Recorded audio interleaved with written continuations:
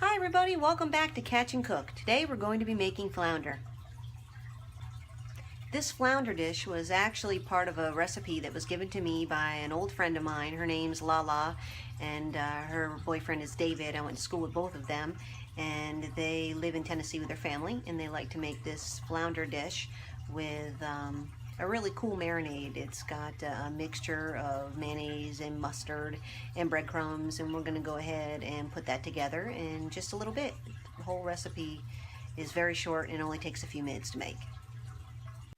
To make this dish, you'll need some sea salt, Old Bay seasoning, Italian-style breadcrumbs, sprinkled Parmesan cheese, some ranch dressing, mayonnaise, and Dijon mustard.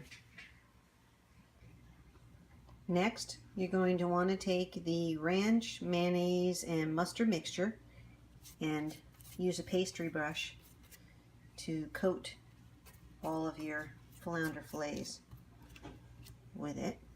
Be generous with it. Basically like painting a house.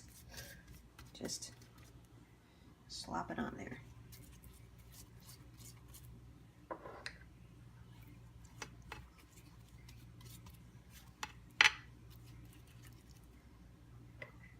You can flip it over and do the other side as well. Let me go ahead and do that.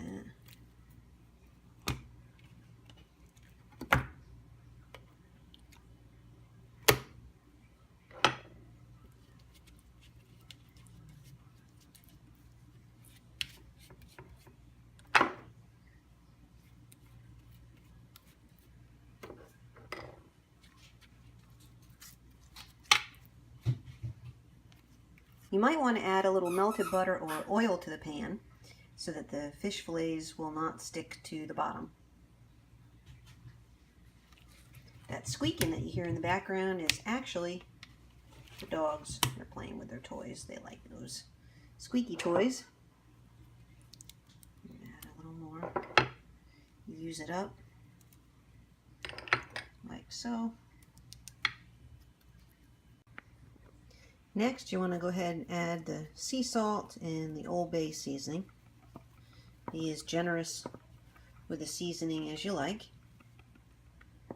Then you want to add your sprinkled cheese. Oops, wrong end.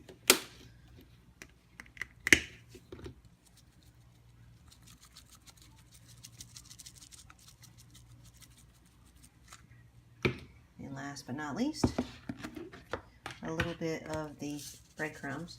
You can also use panko,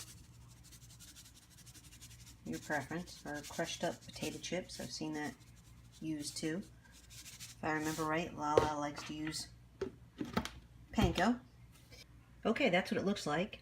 Now what we're going to do is cover it with some tin foil and set it in the refrigerator until it's close to the time that Michael gets home, and then we'll go ahead and pop it in a 350 to 400 degree preheated oven for about 10-15 minutes tops.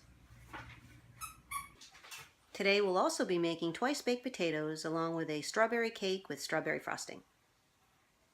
I've got my baked potatoes on the convection oven pan. I'm using the convection oven today because it's a little bit too hot to turn on the main oven, and the potatoes fit just fine in this little guy. So we're going to go ahead and set it for 400 degrees and let them bake. Alright, I went ahead and added the wet ingredients to the bowl and put it on my cake stand mixer. We are using 3 eggs, a cup of water, and 1/3 cup of oil. Now we're going to go ahead and add the dry ingredients and stir everything together.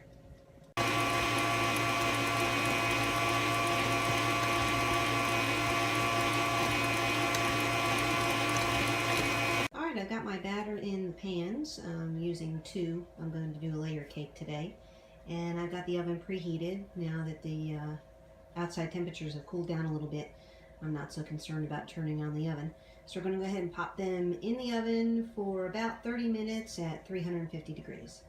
Alright, now that the cake's in the oven, the potatoes are halfway there, and the fish has already been prepped and stuck in the fridge, all that's left to do is sit back and relax until it's time to pull everything together. Alright, half hour has elapsed and the cakes are out of the oven and sitting on the cooling rack. In just a little bit, I'll go ahead and flip them out of their pans. let them cool a little bit more, and then add the strawberry icing and the filling.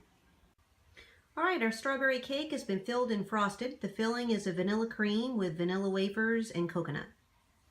All right, our twice baked potatoes are ready for the oven. Basically, I cut the potatoes in half, scooped out the filling, and made mashed potatoes, seasoned of course, and then refilled the empty shells.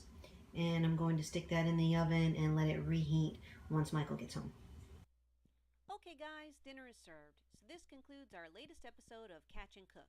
Many thanks to Lala and David for sharing their seafood recipes with me, and we look forward to seeing you again next month when I'll be preparing shrimp diablo for our dinner table. In the meantime, tight lines, y'all.